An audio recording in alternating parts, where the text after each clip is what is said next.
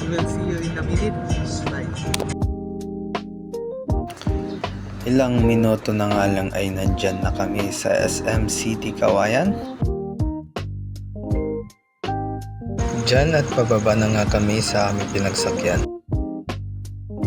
Ayun, nag-decide muna kaming mag-CR kasi hindi pa naman open ang SM. Unti na lang at mag-o-open na ang SM. Naghintay na lang kami ng kaunti dyan.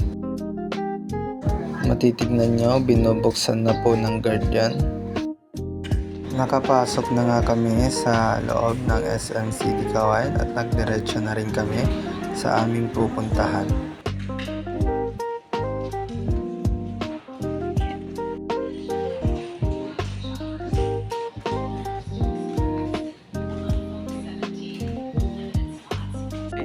Dito na kami. Lapit na kami. Sa na rin kami guys. Kung sa makikita nyo naman.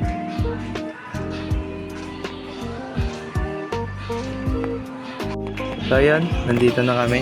Papabunot na lang siya.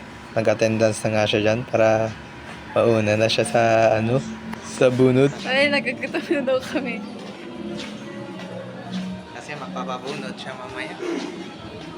Mamaya magkasakit na naman yung ngipin niya. Di ba naman ako makakain niya? Magka-complain na naman yan sa akin. Oh, pang sakit ng ngipin ko, etc. etc. boy. Nakakatakot na ako pala to guys. Nakakatakot daw kasi first time niya. So guys, napagod kami kakalibot. Tambay muna kami.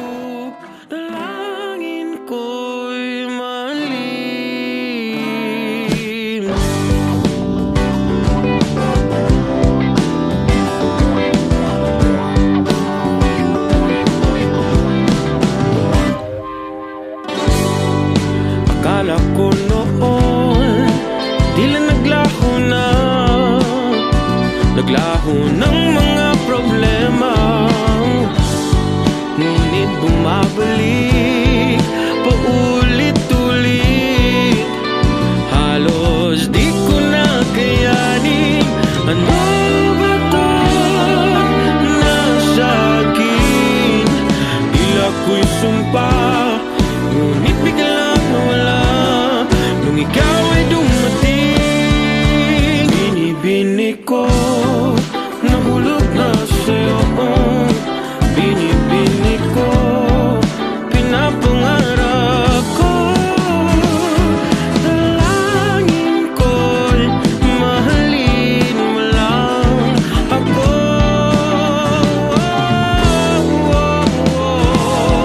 Dalangin ko'y mahalin mo lang ako. Kahit tagal ko tong hinintay na makita ko ang ibigin kong tunay. So guys, pabarya na nga kami dyan. Kasi masyadong magulo yung video kasi bawal daw mag-video.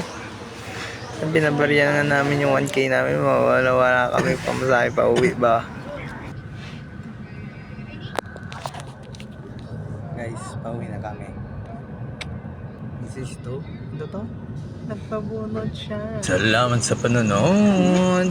Bye bye.